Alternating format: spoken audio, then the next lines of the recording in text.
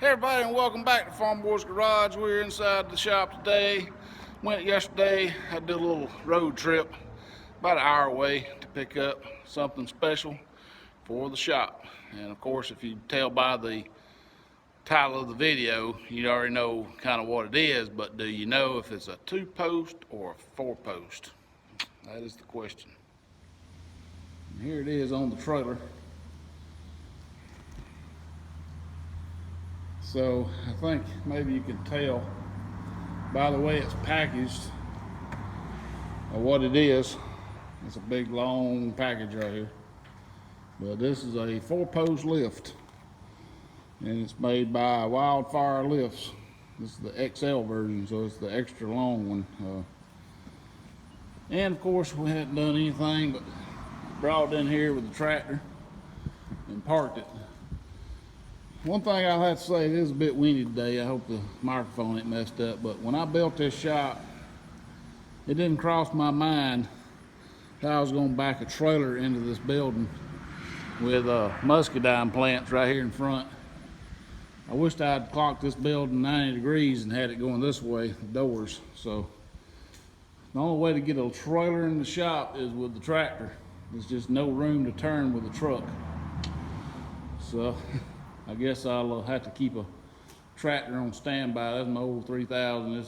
It needs a lot of work, and I'm gonna leave it in here for the time being until I get around to working on it. But I guess the thing for today, me and my wife, hopefully, is gonna start trying to get the frame together. I'm not gonna video the process. There's real good videos already on YouTube. There's a five or 6 part video on how to do an advantage lift. It's basically the same thing. The only difference is this one has safety latches on it. Basically it goes together the same way though. I'll shoot some video along as I can, but I'm not going to video the whole thing, so I hope you understand. We'll get my skid steer and we'll get started unpackaging this stuff. Now with all the cardboard off, you can see a little better what it is now. We got the 2 ramps, one on top, one on the bottom. We got some little caster wheels here where this thing's able to move around. We've got our hydraulic pump and our support beams. There's some more right there. I think these are the uprights and these are the cross pieces. So the first thing I guess I'm gonna do is get the pump off, get this stuff right here that's got some drip trays and a jacks tray. It's probably gonna be pretty heavy. The box here has got all the hardware in it. And then I'll take this metal section here loose and get those out. One thing to keep in mind is which corner we want to put the pump on. It can be on the front left or the rear right corner. So if we're going to put it on the front left, this will be the top of the front left. If we're going to put it on the rear right, this will be the right side back end of it. I don't think it really matters because you can turn it around. Well, I guess it does kind of matter. Well, does it? I don't think it does matter because I think you can put the ramps on either side, I believe. If I ain't mistaken. Yeah, so much for a clean floor. Boy, that skid steer made a mess. One thing I have noticed though is this concrete's real soft. So, I don't know if it's just because the ridges are breaking down. That's possibly what it is. Instead of, it's not smooth. So as the ridge breaks down, it just powders it. So I'll have to do a little more pressure washing in here. Of course, I got some manure in here too that come off the skid steer. Big hump right there. This is what we got so far, y'all. That was a real pain in the tooey to put them things together. Everything's heavy on this thing. But thankfully with that skid steer, made it a little easier. And if I had my engine hoist here, probably could have done it with it. That's what it shows in the instructions, using the engine hoist. But I loaned it out, so I don't have it. And the skid steer, other than having to crab walk it, to get everything straight, kind of messed the floor up again, like I said, but it works pretty good. So all basic lights, hooking up the cables, putting on the guards, hook the pump up, and I got one bracket that goes on the end here that's bent, or it's got a bad spot, so I got to put that bracket there. Here is the bracket. I don't know if y'all can tell, it's got a little boogered up spot there. It won't go on the, it's also got a little bow in it, so we'll have to straighten that out. Got the guards here. Got another jack tray, but I bought the hand jack separate. So this thing weighs about 250 pounds. It's pretty heavy. So we got it on here. It's just the hand pump style. I didn't opt to get the air over hydraulic because it was a good bit more. This thing was almost $1,000, and looks like, I don't know, somebody dropped it and that thing smashed it or something.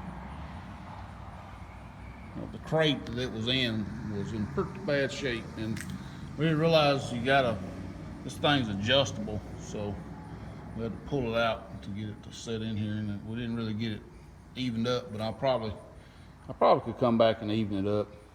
All right, everybody, it is about 3 o'clock. We've been at it for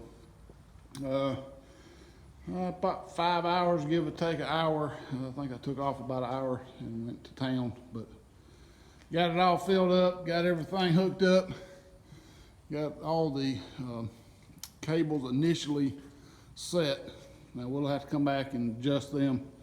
The only thing I hadn't put on, I've got that one cover there, but all the rest of the covers are off. I do have power in the shop now, yay! Got that hooked up Thursday. Yep, Thursday. Yep. So we got this extension cord. Always make sure you use the correct wire size for these. I think this is a 12. So 12, I think it's a pretty good size wire. So I'm gonna hook this down. I'm gonna hook this up, and then we're going to pick it up all the way, take all the slack out, let it down all the way, and get all the air out, and then come back up about where we're at, about 6 notches or thereabouts, and adjust these cables. All right, so this one, to go up, you just push the button. To go down, you have to hold that and this down. So right now we're just filling that up. We should just be tightening up the cables. We're going to be filling all this fluid into that hydraulic ram underneath this thing. There it goes. So the cables should go tight here in a minute.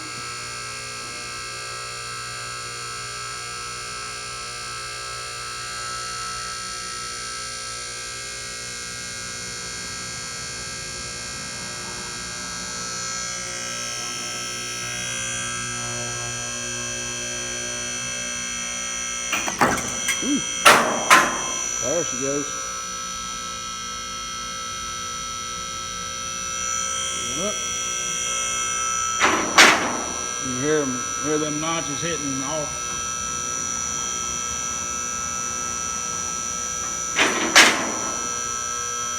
So we want them notches, I want all the locks to hit at the same time. So when we get adjusted, we'll get all that straightened out.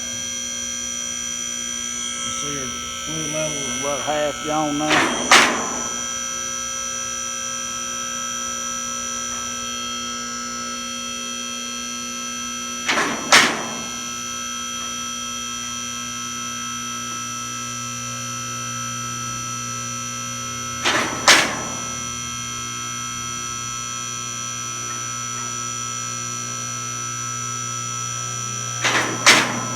This thing is way up there now. We got one more lock. Alright, and that is it. That is as far as she goes. But I have to have a daggone ladder to get to that thing now. Alright, so I can't do both of these with one hand, so I'm going to turn you off. I'm going to get this thing back down, hopefully. We'll see. Yeah, I might have filled this thing too full. It did have a lot of air coming out. when I got all the way down to the bottom, last 6 inches, boy, it just sounded like boiling coming up through here. But I will say that this is a little bit of a pain in the butt. I did have to get the ladder to get it up there, but I don't think I'll ever have it that high with a car on it. I just don't trust it that much. Although you could easily, I mean, I don't think I probably couldn't get a car on this side. I could in the middle, but I wouldn't do it. Another thing is having to hold that back and hold this down the whole time is a little bit of pain too. This thing is drippy. I got to get some towels over here. Put this bucket down. That bucket. This uses 32 weight hydraulic oil. I just used AW32. You could use ISO. So now we are ready to pick it back up and start getting the cables adjusted. And so how we're going to do that is I'm going to pick it up.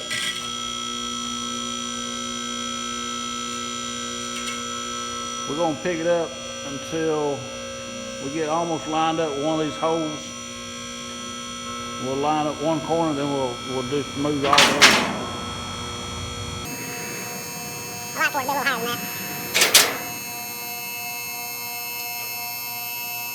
I might be able to reach that to stand on these skids, so I'm going to go to the next one.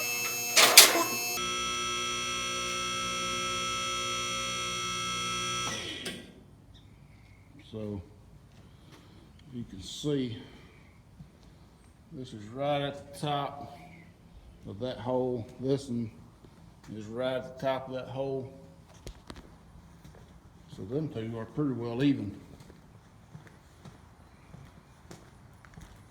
This one is high. I think it's either high or low. Let's see. It's pretty close to being, I don't think it likes much right there being. I think it's just a little high. This one's just a hair high. So I think what I'll do, since these are even up there, I think I'll just tighten these two up over here and just pull them up a little bit more than what these are, you know, about the same as these. I think is going to be what I need to do. Or I could go ahead and let it latch. Just let it latch and we'll see. So it might be easier to do it like I'm thinking about doing it though. I think that's what they did in that video I watched. Was just got it up even with the top of one of these holes. And this one could come up just an 1/8 of an inch, I believe would be good. You can see this is where it was. So I knocked the powder coat off. It was a little bit rough sliding up and down. It was catching. Of course, that might have been sliding this thing on initially. So, all right, so I'm gonna go ahead and I'm gonna pick these up just maybe a little bit, just a little bit. All right, everybody, the last thing I'm gonna do today is I got the wheels on it. This is a good selling point for the 4-post lift, is it is mobile. You don't have to bolt it down. I'm gonna do a video coming up about why I chose a 4-post versus a 2-post. One of the reasons is the mobility. So got all 4 corners off the ground. So what I'm gonna do is I'm gonna clean my trailer off. I'm gonna get the tractor and trailer out of here. I'm gonna move my skid steer to the next bay. I love to pressure wash right here, get all the manure and everything out. I don't know if I will, but I'd love to. And then I want to move this to the center bay. And tomorrow I've got a little brake drive to do on my Suburban, so I'm gonna get it ready for that. So until then, thanks for watching. Please rate, comment, subscribe to him.